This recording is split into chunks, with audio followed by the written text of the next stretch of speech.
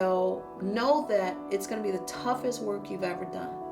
And we haven't even talked about what a typical day looks like. A typical day of getting them up, figuring out how to feed them, figuring out how you get them to eat, figuring out how you get the medication in them, because at the suspicious level, when they start, how do you get medication in them? So there are all kinds of things you could talk about. But it's the most wonderful journey, the most painful journey that I've ever had in my life. I wouldn't give it up for anything. I feel like I've been given a treasure. And I want to make sure other people don't make the same mistakes. Make your own mistakes and then learn from those and share that with somebody else.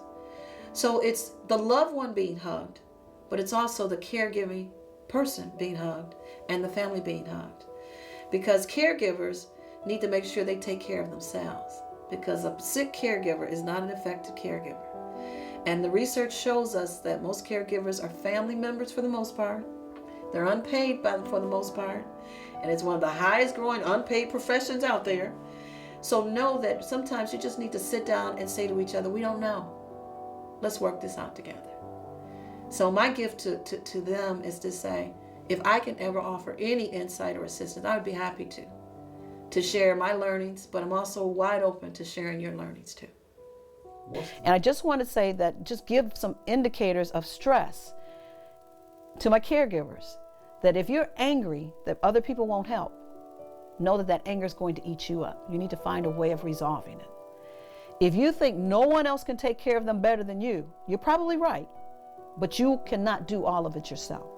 If there are caring spirits around that want to help, teach them what they need, and so they can help, because you need a respite yourself.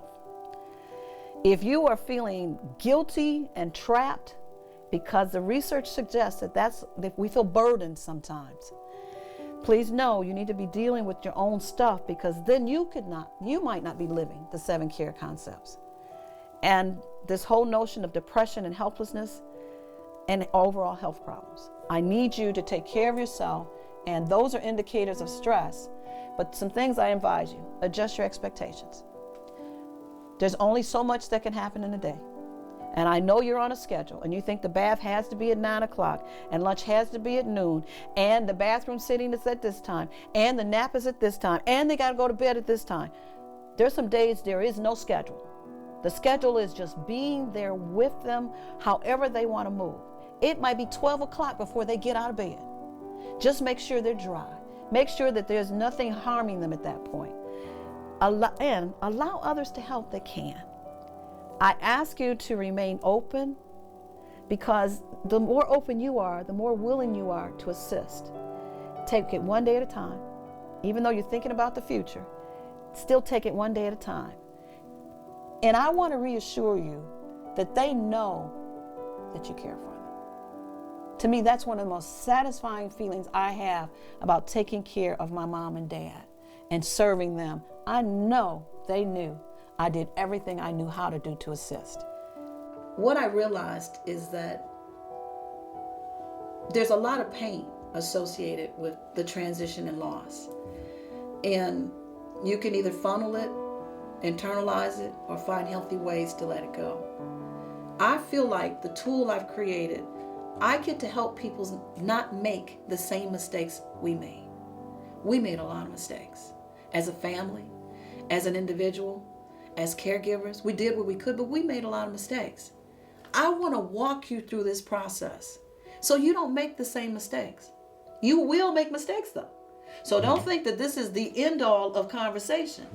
But these are the ones you don't have to make, because I get to tell you truthfully about the things that we went wrong for us. So as a result of me talking to you, I'm being healed. As I said, right now there is no cure for Alzheimer's and some other dementias. And if your loved one has transitioned and you supported them through that transition, as I had to make the decision with my mom, and we decided not to give her a feeding tube. Well, it's about 5 days after you make that decision that they transition. I had made the decision to bring her home. If you're going to stay with that, you may have to make some hard decisions. And they're not the easy decisions to make, but you knew your loved one well enough to know what they would want and would not want. Neither of my parents wanted to live on anything artificial. So I refuse to allow them to live on anything artificial. So if they have transitioned, I encourage you to grieve. Allow yourself to grieve. It's okay to hurt. And no one can tell you how quickly to get over your hurt. You work through that yourself. And if you're angry about anything, let it go. I use the analogy, blow up a balloon. And as that thing is full, let it go off into the air. And as it floats off into the air, let your anger just kind of float to the ground and disappear at the same time. Talk about the person. One of the first things I did, Mom transitioned prior to Mother's Day. And I was contacted by the Hospice Association, asked if I would do a Mother's Day session with a group of people who had lost their moms. And my first response was, gosh, I just lost my mom. How am I going to be helpful? But I said, you know what? This is going to be healing. I went in there and talked about my mother and the special place my mother held in my life. And everybody around this table had lost their mother. So it's kind of like there was a natural connection, a natural healing. And we talked about how we could celebrate the moment. So it was a very powerful thing. So talk about them.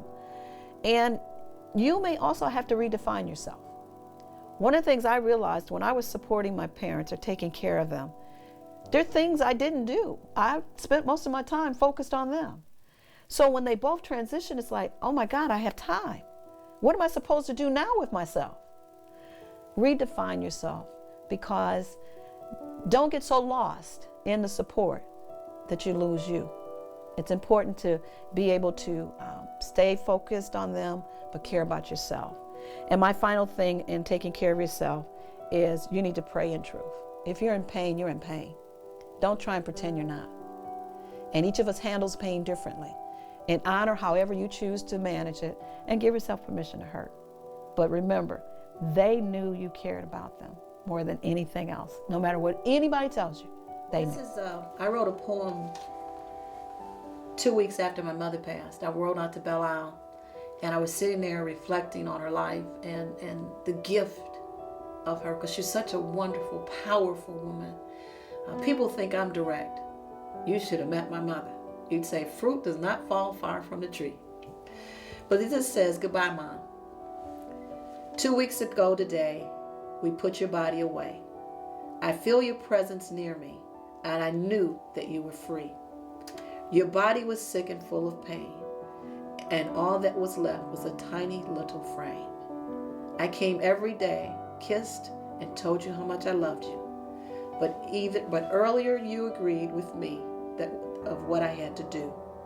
As you laid in the hospital the third time this year, I knew that the end to this life was very, very near.